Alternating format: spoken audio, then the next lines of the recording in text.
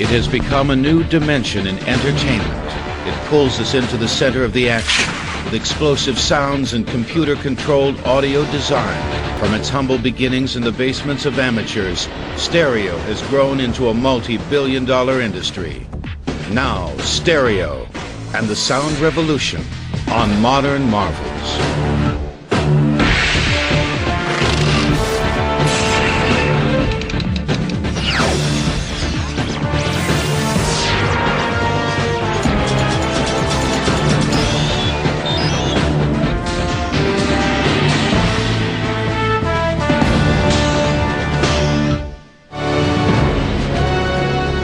Today, stereo draws us into the action.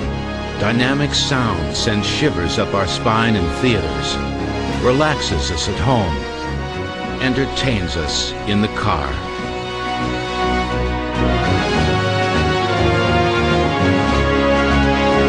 The story of stereo is the story of invention and transformation. At first, sound reproduction was monaural, or single channel.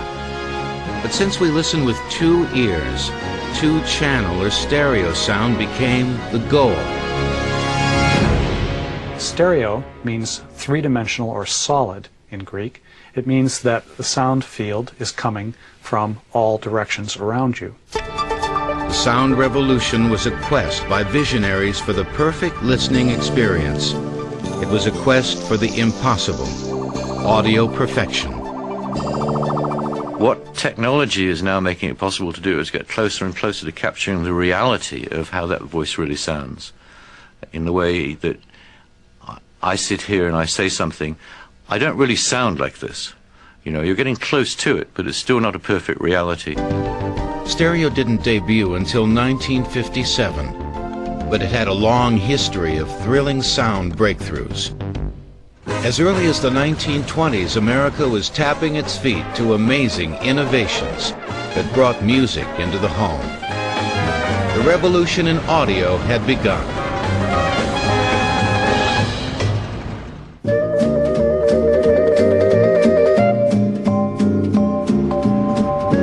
At the turn of the century, a spirit of invention was sweeping America. And one of the things inventors pursued was a better understanding of the physical characteristics of sound. Sound is basically just vibrations in the air. A vibrating object such as a string of a musical instrument makes the air vibrate. The vibrations travel through the air. They go into our ears, they make our eardrums vibrate, and our brains read the vibrations and interpret them as sound. Thomas Edison and Alexander Graham Bell were professional rivals and fierce competitors. Their two inventions, the telephone and the phonograph, provided the fundamental building blocks for stereo. Edison's phonograph was the first to actually capture sound. The way all phonograph recording works, whether you're working on a cylinder or a disc, is you have a stylus called a cutting stylus, and something makes it move in response to the signal. And as it moves, a recording medium, a disc or cylinder, is being rotated past it, and those motions are recorded in the groove. It was Edison's voice that made the stylus move in his famous first recording of a children's nursery rhyme. Mary had a little lamb, its fleece was white as snow, and everywhere that Mary went, the lamb was sure to go. Original sound recording was monaural. Thomas Alva Edison recorded a cylinder, and it was from a horn to the cylinder itself and out back from the horn to listeners. It did not invoke anything about differences between the two ears. Edison's phonograph captured the natural power of the human voice. Alexander Graham Bell's telephone electrified the human voice. Telephone, like any new invention, was a marvel. It worked. But then they started discovering problems with it. One problem was that the farther away you got from the person who was speaking, the weaker the signal got. Another was that the sound, even when you were close, wasn't necessarily always all that clear. The vacuum tube, when combined with a power source, provided a way to translate the acoustic audio signal into a more powerful electrical impulse. In order to perfect the telephone network, they needed to be able to record the sound. The phonograph of the day was an acoustic mechanical device. There's no electricity involved. This led a team of researchers at AT&T, led by Joseph Maxfield, to devise an electrical phonograph, originally for the purpose of doing the research necessary to make a better telephone signal. By 1926, thanks to Maxfield, the phonograph and the telephone had caught up to one another. The amplified phonograph quickly found its way out of the lab and into the living room. America loved listening to its favorite music.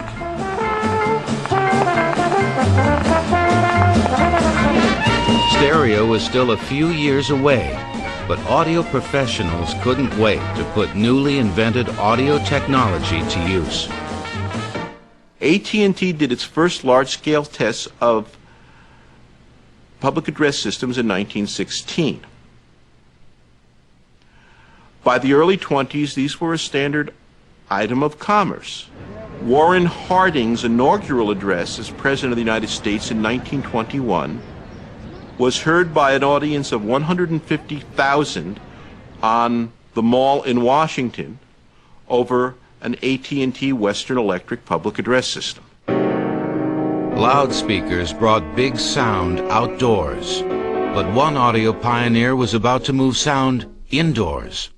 The first person to actually get sound on film was Eugene Laust, who had worked for Edison, moved to England, and in 1908 actually managed to get sound on and off film. We have a photograph of him recording in his back garden with a lady in a crinoline dress and a boom mic and a big camera, and he shot onto 35mm film, and literally half the frame, which is about 1 inch across, half the frame was used for picture and half for sound. Laust's ingenuity was to literally photograph the human voice, transforming it into a pattern of light that could be filmed and later decoded and played back. Now, why in the year 1910 didn't everybody suddenly start recording sound with picture? And the answer was, of course, that it was extremely complicated to do, very expensive to do, and nobody's particularly interested. They're quite happy with subtitles, thank you very much. Sound had come a long way since Edison's day. The next big step was to record in stereo.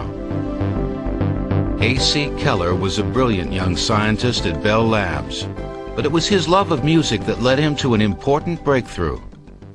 If he was going to produce greater quality sound recordings, which perhaps might feed back into AT&T's motion picture sound business, he wanted to get the best performers he could.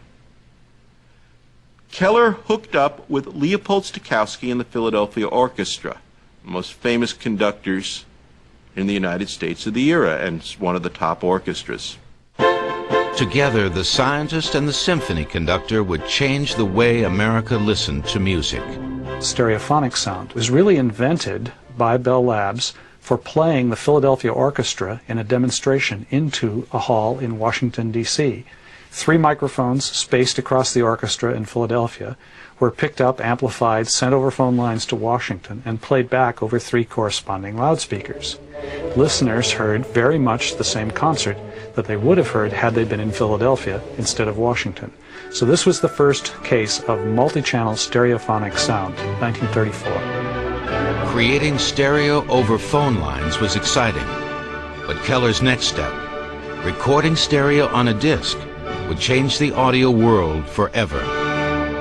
To do this originally, what Keller did was take 2 recording styluses, 2 tone arms, and hook them up together, producing a recording master that had 2 tracks on it, much like 2 bands on a later LP, except that one band would be the left channel and one band would be the right channel. A little bit later, Keller figured out how to record both tracks in one groove by recording the 2 tracks at 45 degrees from each other. Recording 2 channels in the same groove was the key. To do this, Keller invented a machine with 2 styli that cut separate grooves on a gold disc. Later, a record copy was made, During playback, the needle would pick up both sides of the groove that the two styli had cut, making two channels of sound, or stereo. Keller's method transformed stereo from the possible to the practical. But a new invention, the radio, was sweeping America, and it momentarily swept away any interest in Keller's work. Families stayed at home to hear their favorite programs. To lure the audience back into the theaters, the film industry turned to sound. 1928 marked the start of the sound era in movies. Everyone was amazed, and Al Jolson said, "You ain't heard nothing yet." Well, he was in mono, and only from one channel. Indeed, they hadn't heard anything yet. Fantasia was the first commercial use of stereophonic sound. Disney engineers took this into a whole new world, and what they said at the time is they needed to inveigle the public away from such other pastimes as baseball games and bowling alleys and get them back to theaters because the novelty of sound had worn off. To do this, they needed wider frequency range, wider dynamic range, and most especially stereophonic multi-channel sound with surround sound. It was a spectacular invention for 1938-1939. But the explosive threat of war forced America to focus on more pressing issues and place the pursuit of perfect sound on hold until the enemy abroad could be vanquished.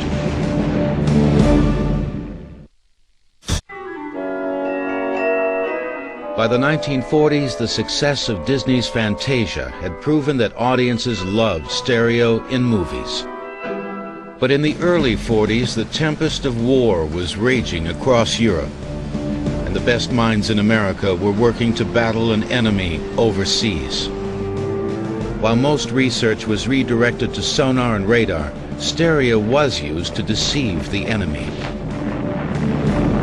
And the way they did it was to have a truck in which was sited an optical playback dummy, a playback machine, like a projector that doesn't show picture, just plays back sound. And they would get a couple of these trucks and park them in the woods and have big cinema loudspeakers on top of the truck, crank it up, play it as loud as they could until the Germans and Italians believed that this was the big landing. The Allies weren't the only ones to use sound for deception. During the war, U.S. intelligence plotting attacks on Hitler would be certain they had located him in one city, only to hear him a short time later on the radio in another city. The riddle was solved at war's end. German scientists working with the wire recorder had laid the foundation for stereo tape recording. The wire recorder and tape recorder basically work the same way. You have a magnetizable medium, a long piece of it, that's pulled continuously past a recording head, and the audio signal being fed to that recording head creates a fluctuating magnetic field which changes the magnetization of the recording medium as it goes by. In playback, it can go by exactly the same head, and now its magnetic field is generating a current coming out of that head, which is then amplified and becomes an audio signal. The war was over. American troops returned home, ready to work and play.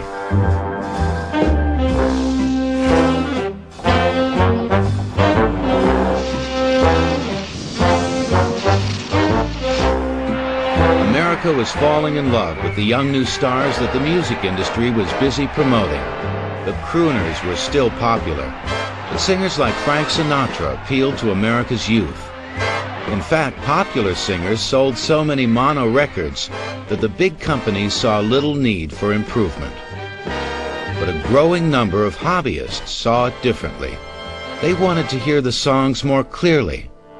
There had always been record-playing devices and radios, or RCA and Stromberg Carlson and Magnavox, which made things that didn't sound as good as they could, and it was assumed that people didn't want the good sound. I don't know why they didn't make stuff, but you have the equivalent today that had the purveyors of coffee widely made available really good coffee, there wouldn't have been a Starbucks. I mean, it's an exact analogy to what happened then.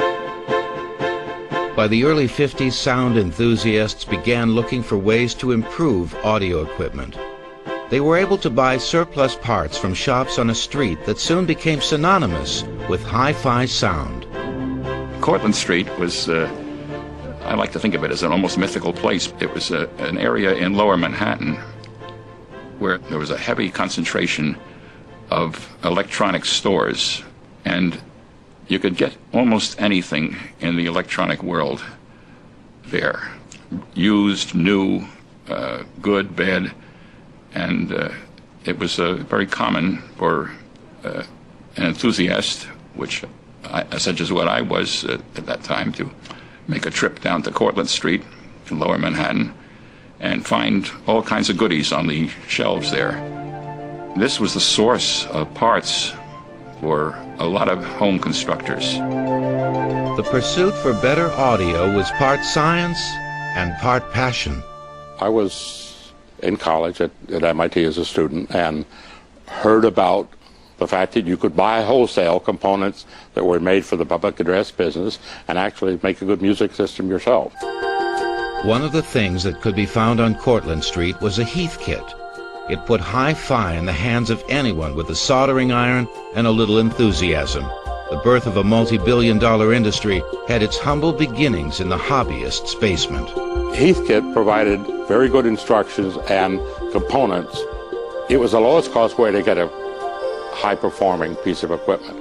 While hobbyists tinkered, the rest of the country turned its attention to a small picture that would indirectly have a big impact on stereo. Television presented a challenge to the film industry, and the movies fought back with a new and improved widescreen format, CinemaScope. We had this wide picture, and there was an emotional feeling that people needed stereo sound to go with it. You know, if the hero was over here on the left and talking, you didn't want his voice coming out of the center, you wanted his voice coming out of the left. And that really forced the industry towards stereo in the early 50s.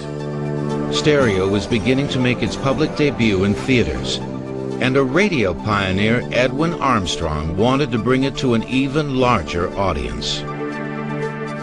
Major Armstrong, who actually developed the original circuitry that made possible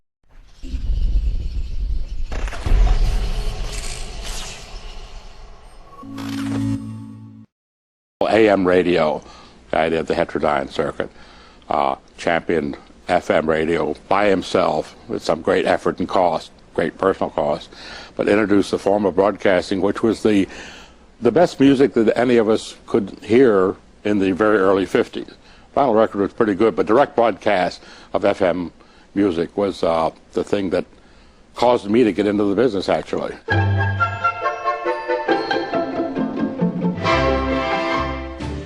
Radio waves carry the audio signal in two basic ways. By changing the amplitude or the height of the radio wave, which is called amplitude modulation, or AM. Or by changing the frequency of the wave, called frequency modulation, or FM. FM is a wider, more stable wave that carried less noise or interference. But it was the early 60s before FM radio was broadcast in stereo. In the late 50s, most recording was still monaural, but that was about to change. Stereo was soon to make a big debut. By the 1950s, classic crooners from the 30s and 40s like Bing Crosby were being replaced by the gyrating rhythms of rock and roll.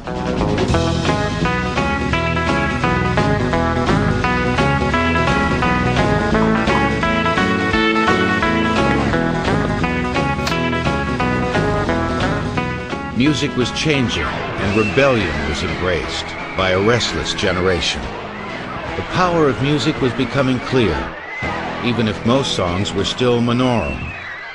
But even if consumers couldn't get their hands on stereo yet, recording professionals clearly saw the potential. Well, stereo, of course, opened up the world almost for music from many points of view. First, you could hear depth and width and height of the sound picture, the image in front of your eyes. And you heard much more realistically. You heard much more of the acoustic space where the recording was being made. You could close your eyes and place on the stage in front of you the orchestra as it was playing. Professional recording artists quickly learned that stereo recording presented artistic and technical challenges. It has to be understood that stereo is an art. It's an art of placing the microphones where they pick up the orchestra, say, in basic relationships that make sense. Because if we were to say we really wanted to reproduce what's there, we'd have to take each instrument of the orchestra and mic it at many angles. And then we'd have to do that for every instrument of the orchestra. And we'd wind up with a completely impractical system, but one that would, in fact, reproduce the orchestra spatially. A consumer market didn't even exist yet. But that didn't stop enterprising record producers from testing the fundamentals of stereo recording. In stereo, you use, at a minimum, 2 microphones, both pointed at the same group of instruments, or same performer. One microphone for the left channel will pick up mainly, most loudly, and in some cases a little earlier in time, the sound from the left half of the orchestra, but it will still pick up sound from the right. Each will also pick up some of the sound being reflected off the walls of the studio or concert hall where you make the recording. And that's very important because that is what gives you the feeling, a space surrounding the orchestra. By 1957, the British company EMI was certain that stereo would be a big hit with the consumer. They turned to Keller's invention, the 45-45 cutting method. Like Keller's machine, EMI's cut stereo channels on both sides of the same groove. The master record disc was then used to make other copies of the long-playing record. During playback, one stylus could pick up the 2 separate channels simultaneously, creating the stereo effect.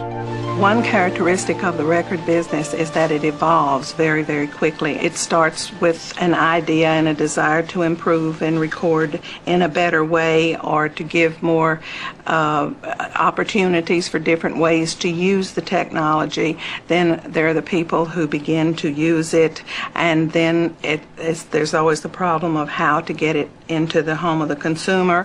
It wasn't long before American companies, not wanting to be left out, developed their own 45-45 cutting machine. When it was put on display in New York, one young enthusiast couldn't wait. He apparently took this Westrex cutter head that could cut at a 45-degree angle out of this hi-fi show, went to a lathe that was normally cutting monophonically, and cut a record and released the world's first stereophonic record. That changed everything because all of a sudden you could have stereophonic sound. Stereo had arrived, but the audio industry wasn't prepared. Hi-fi sets were big, bulky, and designed for mono playback. New equipment was needed, and the loudspeaker was the first place audio engineers looked. To generate bass frequencies, the lowest register frequencies, you have to be able to move a lot of air. This means a speaker cone, which can go forward and backward, have an excursion that's relatively large, because it just has to, at the very lowest frequencies, it pumps, literally pumps. You needed a large speaker box, and with stereo, you needed 2 of them. Ed Velcher, with the help of Henry Close, used the current research to design a new speaker. He called it the acoustic suspension speaker. It was a small box with a lot of sound. In the early days, you had gigantic loudspeakers that were extremely efficient. It was a big box, and the excursion of the driver was minuscule, and it relied upon other aspects of sound reproduction to get the big sound. Very efficient speaker. The acoustic suspension speaker did the opposite. It required a lot of mechanical motion to get sound. Very inefficient, required a lot of power. By the early 60s, Velcher and Close were ready to try their luck with the stereo stores. You carried a speaker into the store, and the maven there that pronounced their view of the speaker, and Like the fact that you could carry in through the front door something which sounded like that was so much different than anything before that it was lots of fun to be there and see that happen. And it did, more important, change the way people thought about and made speakers thereafter. They called their speaker the AR-1, and after many tests, they were certain that they had come close to audio perfection. The acoustic suspension woofer changed everything, because all of a sudden you could have a box, a small box.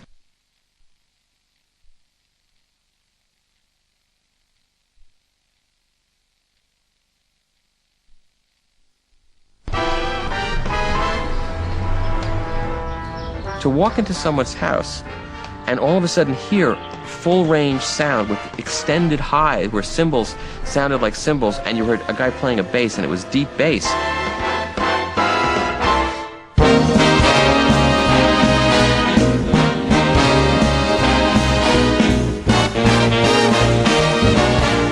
I'll never forget the first time I heard that. I was a little kid, but I heard it and it was like I wanted to jump into that box and take it home with me and and have that.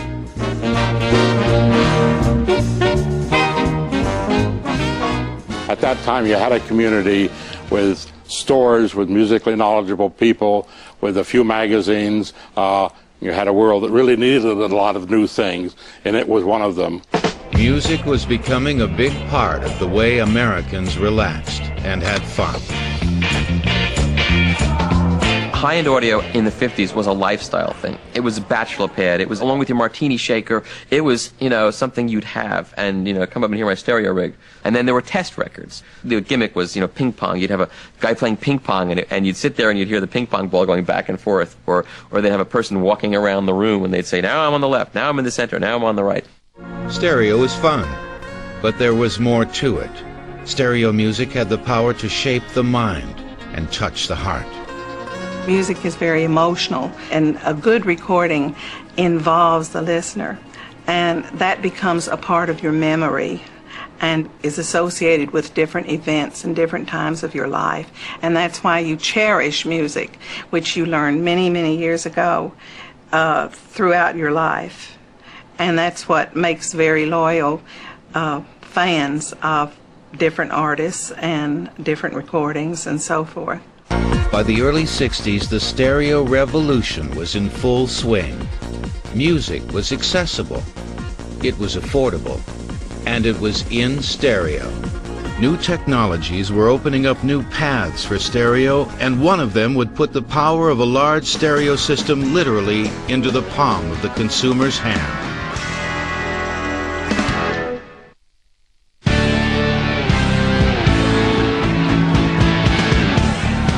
The turbulent 60s brought catharsis and change to the American landscape, and at the center of the revolution was the music. Americans wanted their music loud, clear, and in stereo. A new generation was turning on and tuning in, and they were doing it with stereophonic sound. If you go back to the 60s, what you see happening is you see audio or stereo becoming a mass market phenomenon, moving from a hobbyist mode in the late 50s, early 60s to something that everyone could use and appreciate. And, by the time the late 60s rolled around, stereo was the word for a complete system. The AR-1 had revolutionized speakers by putting a lot of power into a small box. The transistor was about to do the same for the amplifier. A transistor is basically a switch, but if it's configured the right way, it can actually amplify the sound. The transistor, like the vacuum tube, worked like a valve. The audio signal was fed into the vacuum tube or the transistor, which would then tell the power source in the amplifier how much power to send to the speaker. The transistor, a fraction of the size of the vacuum tube, was just as effective. Before the transistor, you had to use vacuum tubes. Vacuum tubes were big, they were cumbersome, they put out a lot of heat.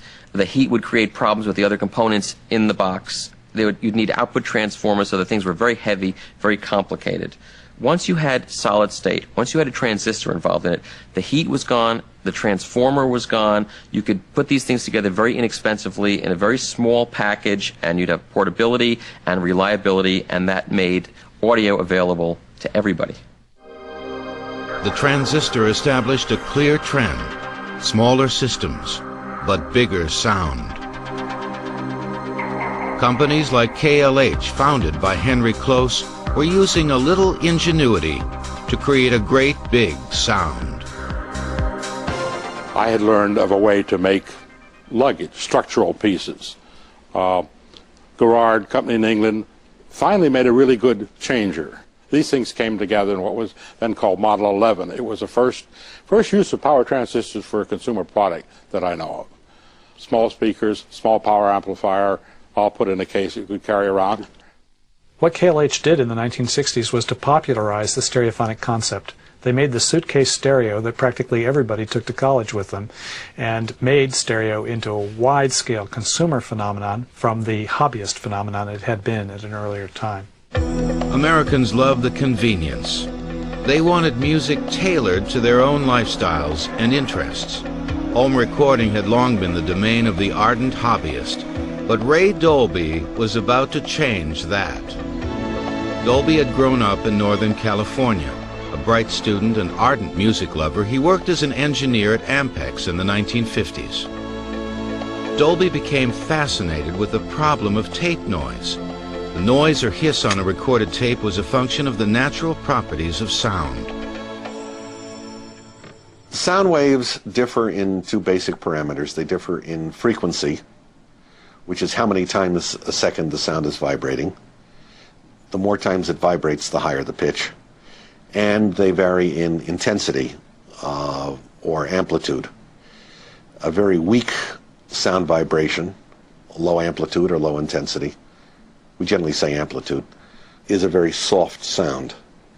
A very high amplitude sound is a very loud one. In fact, an audio signal, like the sound of my voice, is very complex because at any given moment you're hearing a bunch of different frequencies at different amplitudes. By 1967, Dolby had solved the problem of tape noise. Dolby noise reduction, as he called it, relied on a complex circuit that essentially separated out the frequencies and manipulated the signal so that in the end the noise was eliminated from the tape. The simplest way to think about how Dolby noise reduction works is to think of it as a kind of compressor. But unlike conventional compressors, which lower the loud signal, this is the kind of broadcast compressor we're used to, what happens with Dolby noise reduction is that before the signal is recorded onto the tape, the low-level signals are brought up instead of the high-level signals being brought down. The signal is recorded that way onto the tape. Then in playback, the decoder leaves the high-level signals untouched again, but takes down the low-level signals, restoring the original dynamics.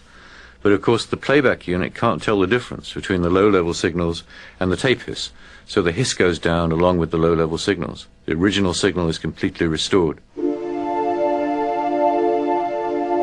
The first system, called Dolby A, was expensive and used primarily for professional recordings.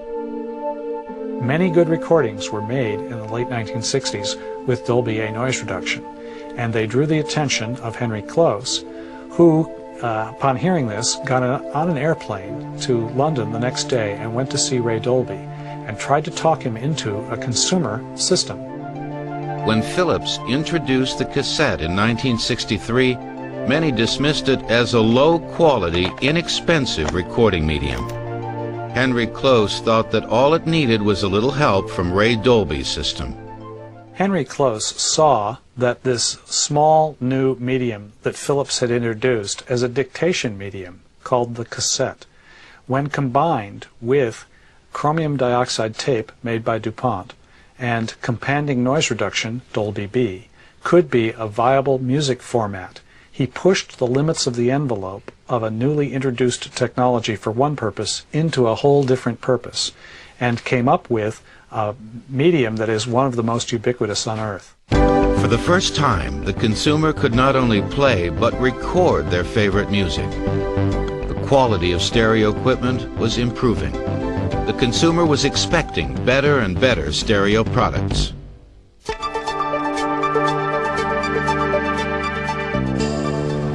By the 1970s, stereo sound on films was possible, but it was no longer practical.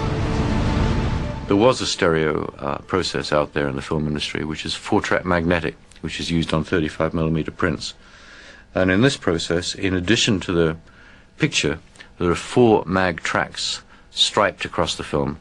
The good theaters would have 6 or 4 tracks of magnetic tape that would have to be attached to the sides of the film and then run through a recorder one at a time. It was fragile. If the film broke and you spliced it together, you'd have all kinds of blips. It was very problematic.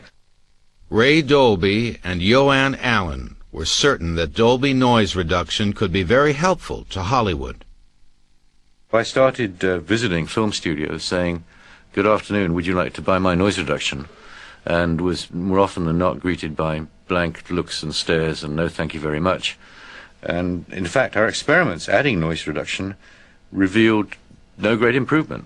And I started examining why, and this led to a lengthy program of looking at the whole film sound chain. What they found was using Dolby noise reduction solved only part of the problem. A way would have to be found to record with 4 channels on a narrow optical soundtrack. Dolby Labs used a technique that had been left over from the quadraphonic era to stuff 4 channels worth of information into 2 tracks available on the film soundtrack.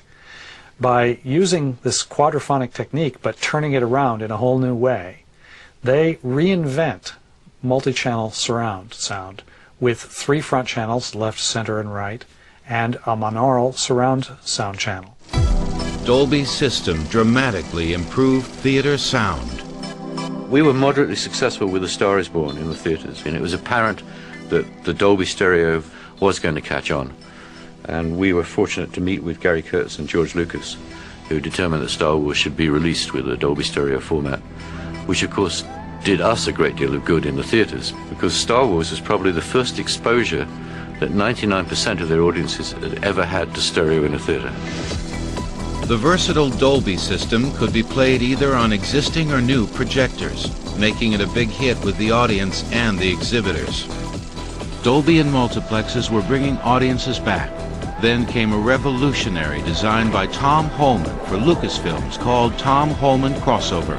It became known as THX. What I realized was something of all places from rock and roll road shows. What rock and roll road shows show is that as you move from venue to venue, the sound is different and always affected by the venue.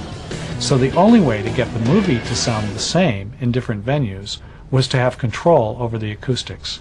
By taking into account every acoustical factor, such as reverberation and echoes in the theater, THX provided each movie house with identical uniform acoustics and audiences the optimum audio experience possible.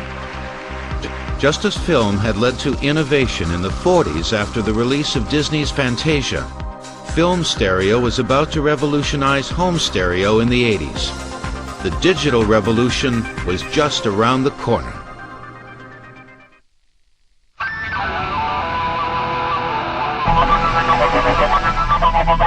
By the late 1970s, the world was on the brink of the digital revolution. But first came miniaturization.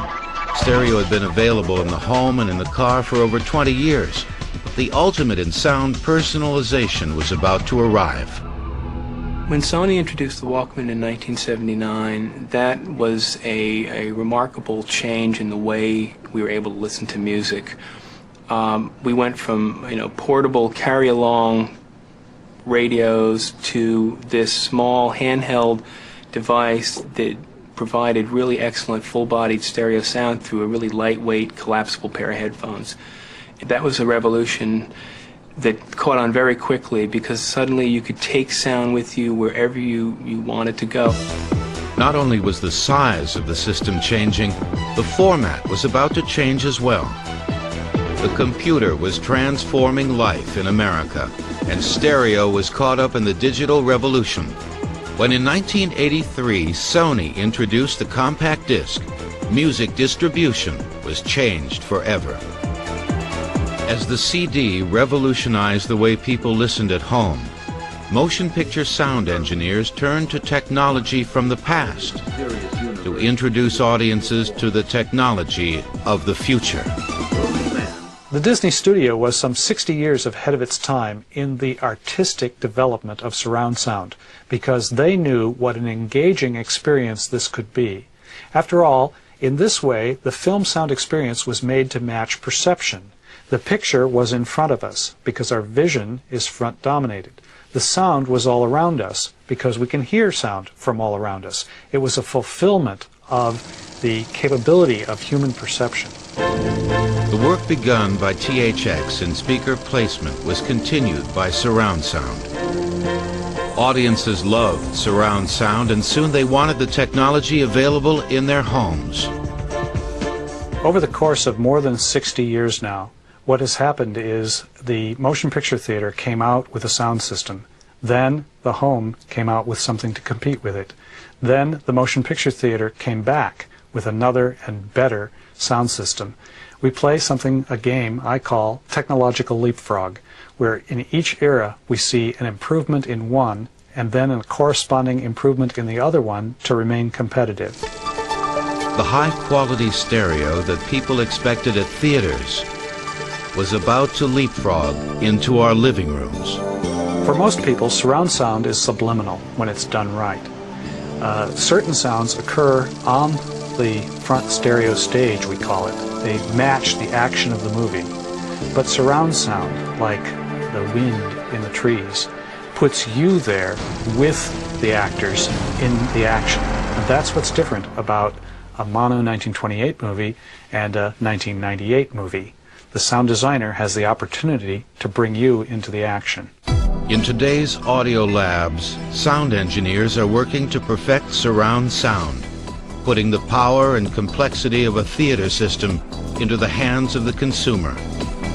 As the technology proliferates, new equipment and new methods are helping audio engineers explore. You actually can get to the point with the sound where you might literally be fooled. And all it has to do is work kind of subliminally. I mean, if you're absorbed in the movie, if the director or the sound engineer in the movie can give you that subliminal impression that you were in the kind of place where the action on the screen can be happening, it really enhances the realism of it.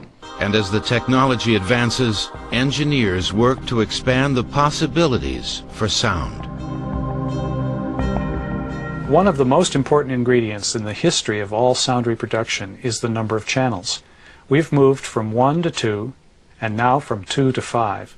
And in the future, we'll go beyond 5 to 10 and more. And the reason for this is that it is ever more stimulating than a simple box loudspeaker sitting on your desk.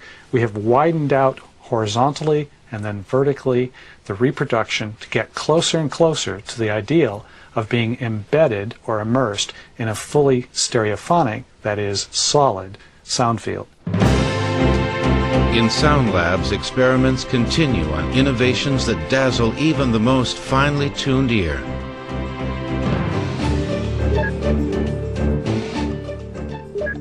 Computers are opening up new doors for personalizing the sound experience.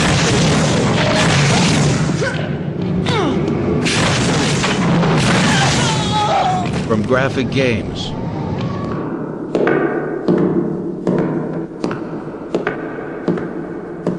to sound modeling,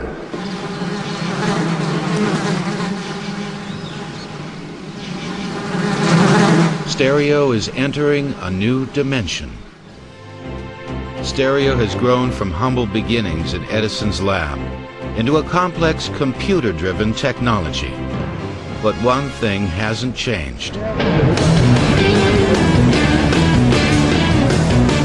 Music has the power to transform society. And stereo has taken that power, given it dimension, scope, and brought it into all of our lives.